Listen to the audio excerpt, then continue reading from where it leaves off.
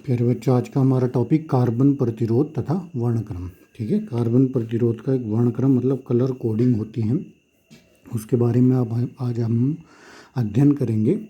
उससे पहले हमें थोड़ा कार्बन प्रतिरोध, कार्बन रेजिस्टेंस के बारे में जानना होगा। ठीक है, देखिए प्रतिरोध के बारे में हमने पढ़ा है कि धारा के मार्ग में जो रुकावट डालता है वो प्रतिरोध होता है। तो आपने देखा कि बहुत सारे तार होते हैं वो धारा के मार्ग में रुकावट डालते हैं। ठीक है, लेकिन जो हमें एक तरह से हम बोल सकते हैं व्यावसायिक रूप से, ठीक है, बहुत सारे प्रतिरोधों की आवश्यकता होती है।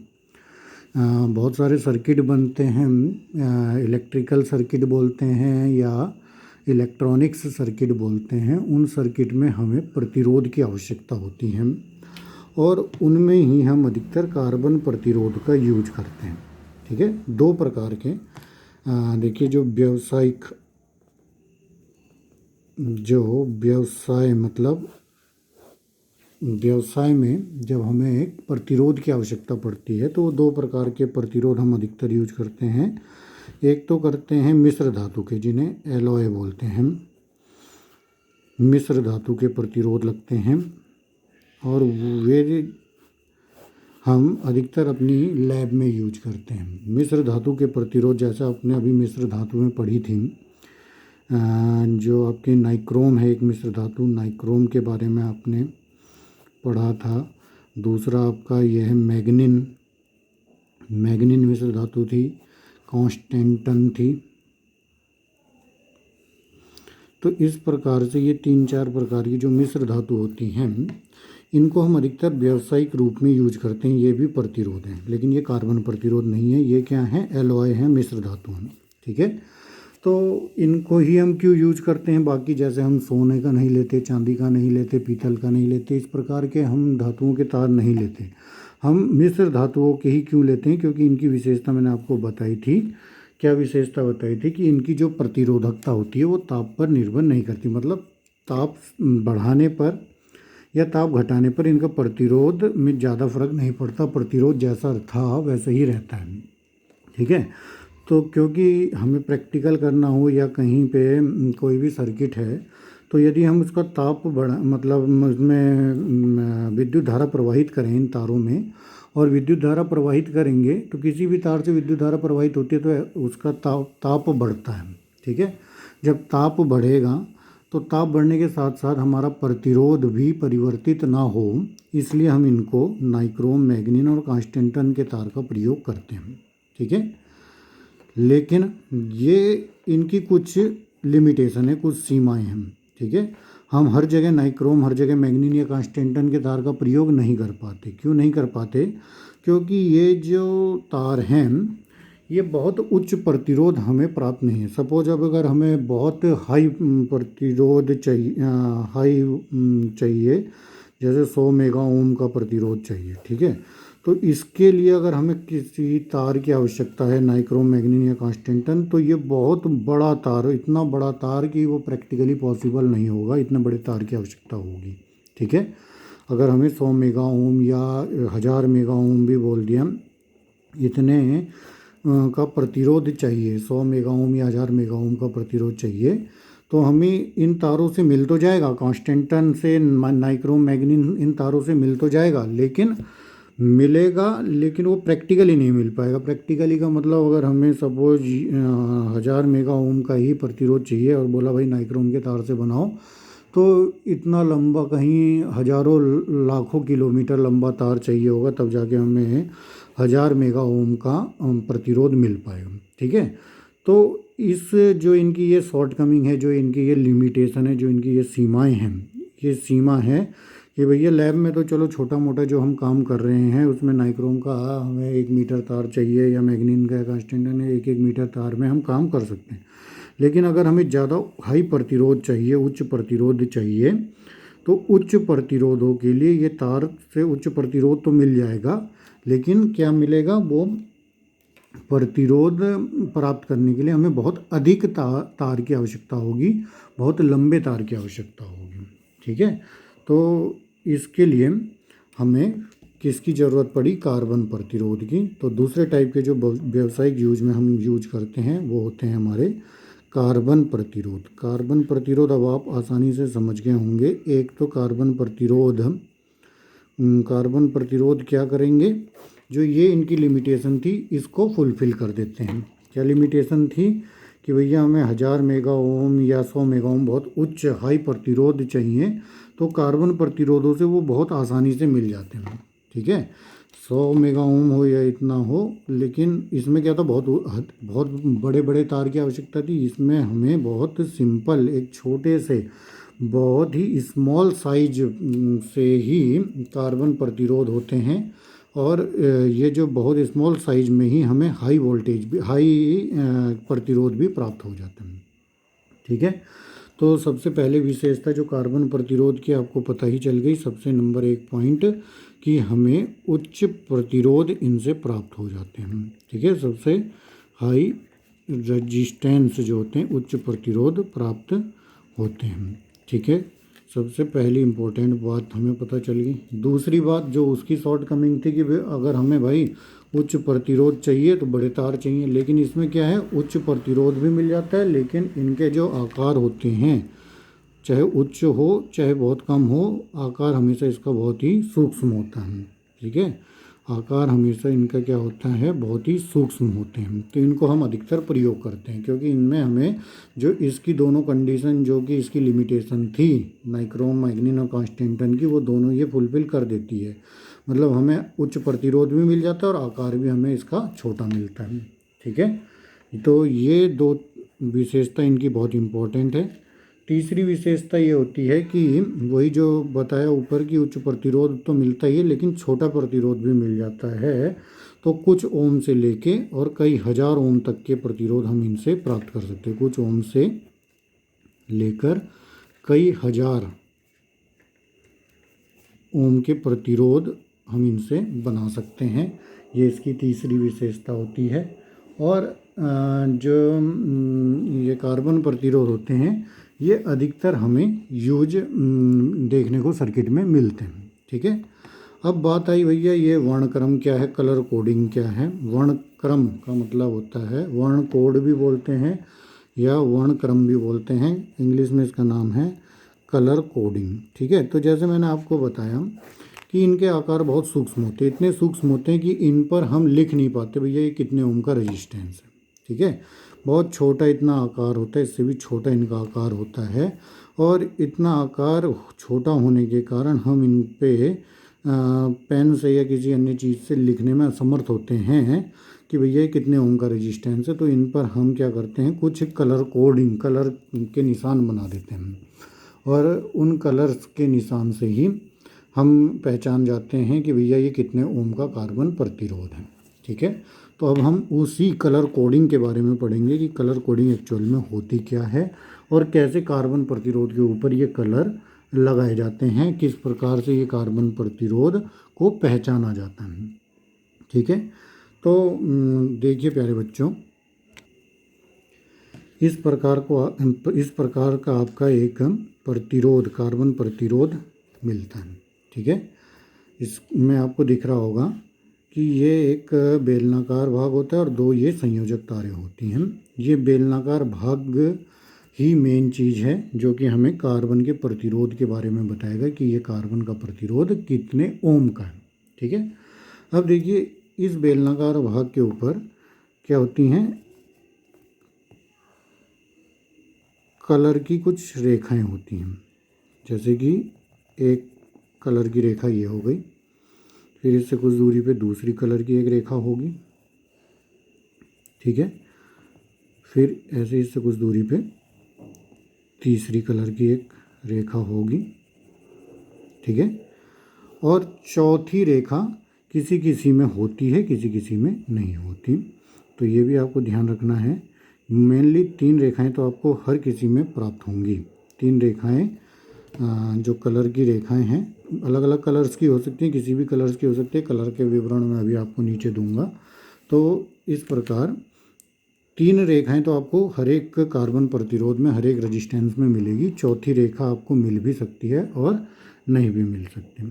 ठीक है, तो इस प्रकार का आपका ये कार्बन प्रतिरोध आपको दिख रहा है। इस कार्बन प्रतिरोध का ये जो बेलन है, इस बेलन में आपको 1 2 3 4 4 प्रकार की हमें कलर्स की रेखाएं मिल गई। ये अलग रंग की होगी, ये अलग रंग की, कोई कोई सेम रंग की भी हो सकती है। मतलब ये चारों की चारों रेखाएं जो हैं ये रंगीन है, किसी भी कलर की हो सकती हैं। ठीक है, अब देखिए इनमें क्या होता है, जो ये फर्स्ट रेखा है और ये सेकंड रेखा है।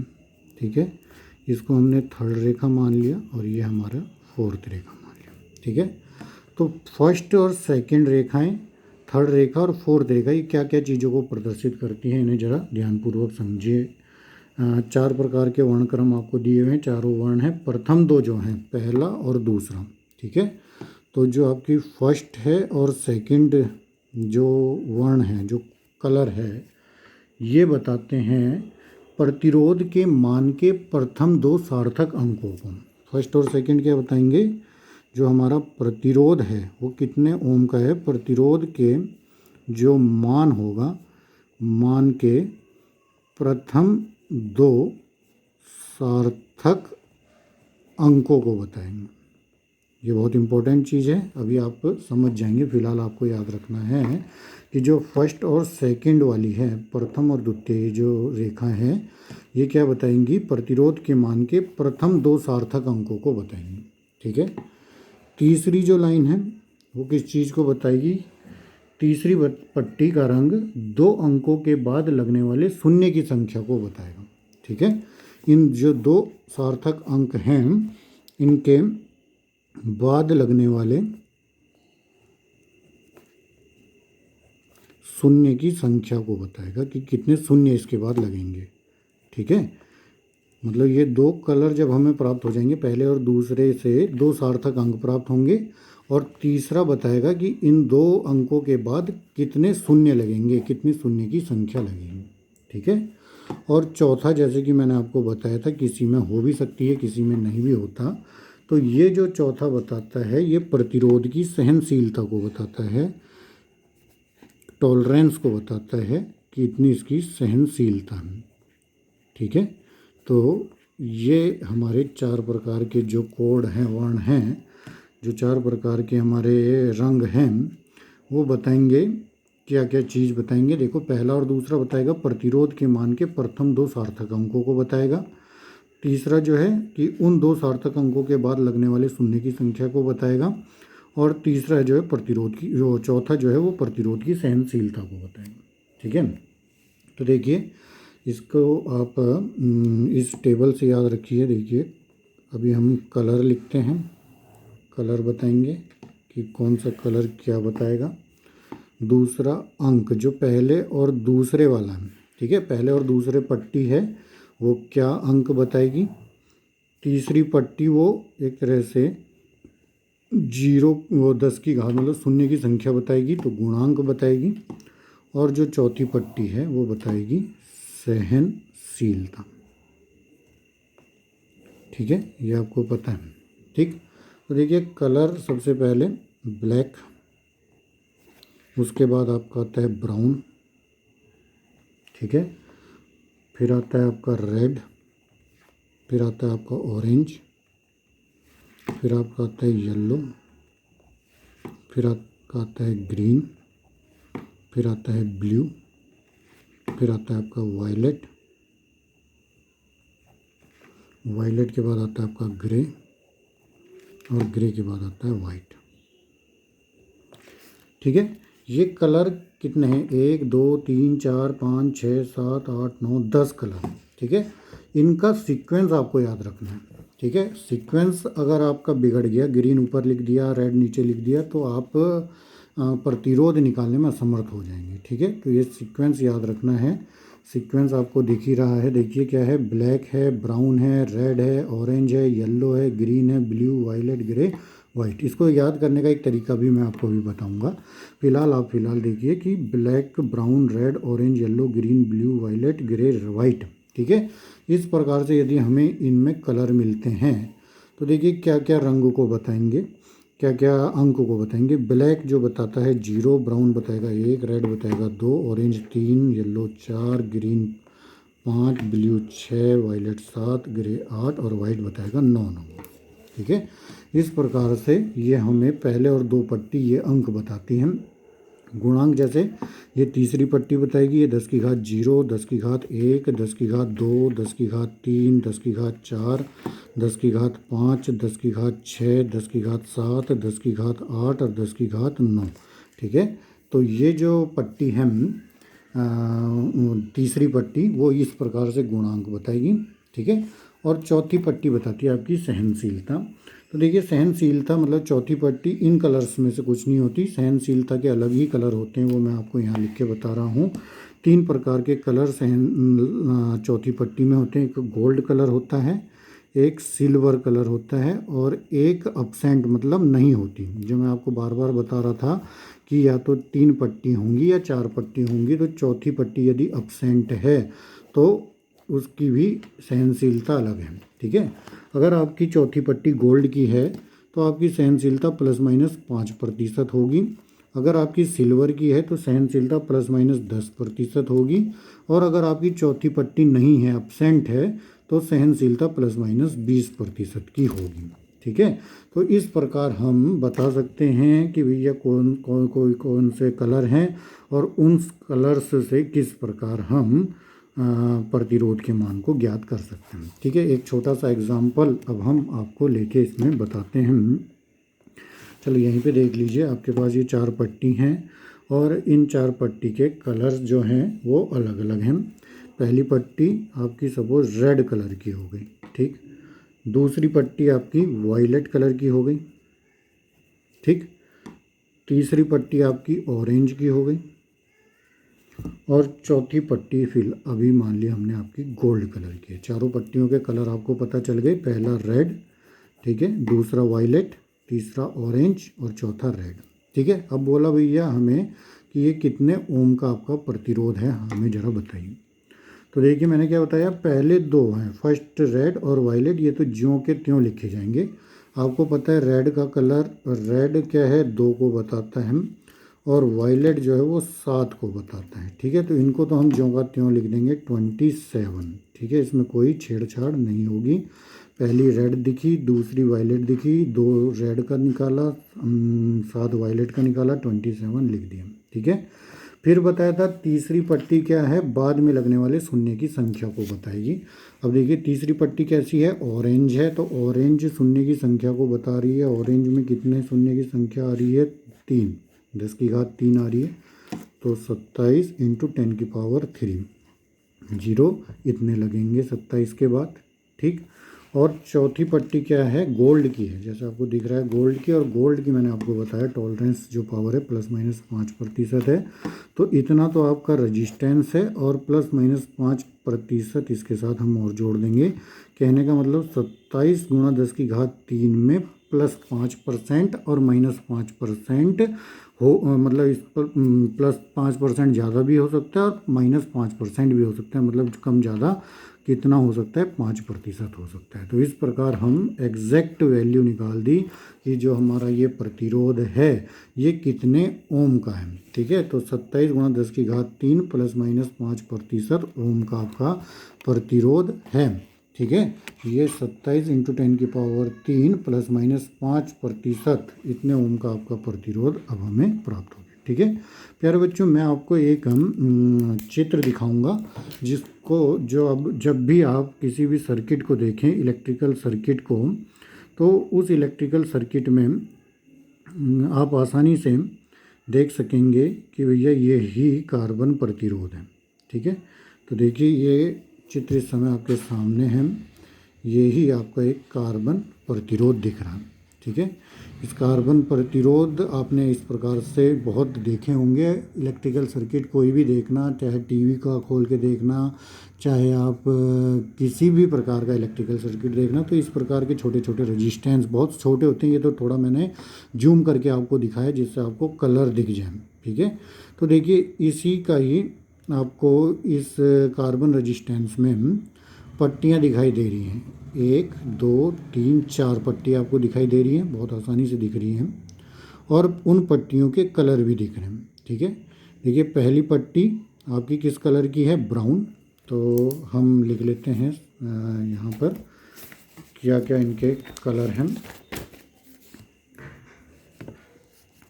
पहली पट्टी का जो कलर हमें दिख रहा है वो दिख रहा है ब्राउन, ठीक है। दूसरी पट्टी आपको ब्लैक दिख रही है, ठीक। तीसरी पट्टी रेड दिख रही है और चौथी पट्टी आपको गोल्ड दिख रही है। गोल्डन कलर की एक पट्टी आपको ये चौथी वाली दिख रही होगी, क्योंकि इसका जो बैकग्राउंड है वो थोड़ा येलो है, तो येलो से थोड़ा गोल्डन मिलता जुलता है, तो ये गोल्डन पत्ती हमें अधिकतर नहीं दिख पाती, ठीक है। तो इस कारण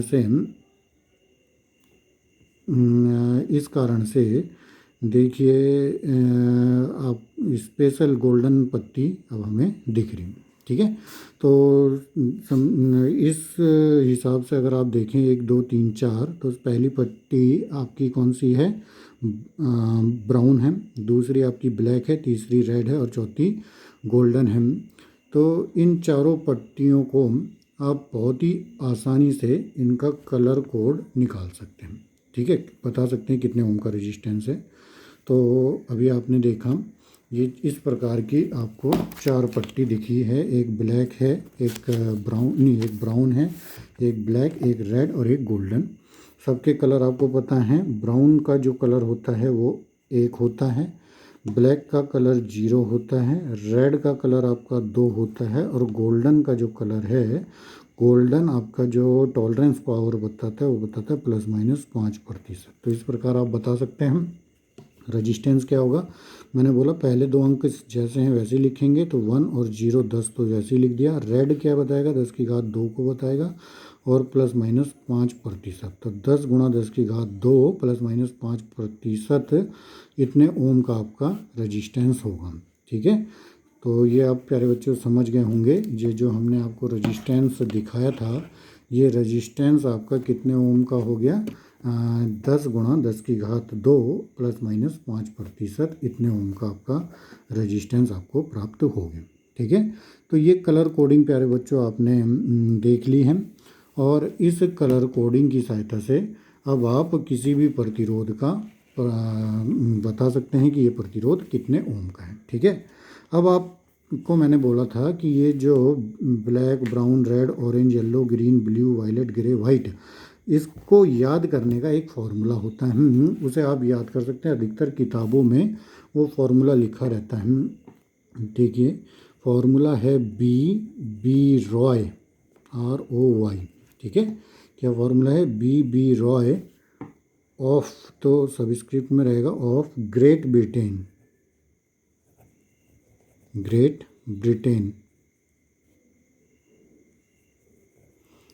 क्या है, B Roy of great Britain has भी सबस्क्रिप्ट में रहेगा, हैज़ वेरी गुड वाइफ, ठीक है। तो ये फॉर्मूला, ये लाइन हमें आसानी से याद हो जाती है, इसलिए ये वैज्ञानिकों ने बनाया है कि बी रॉय ऑफ, हमारा सबस्क्रिप्ट में ऑफ को हमने नहीं याद रखना है।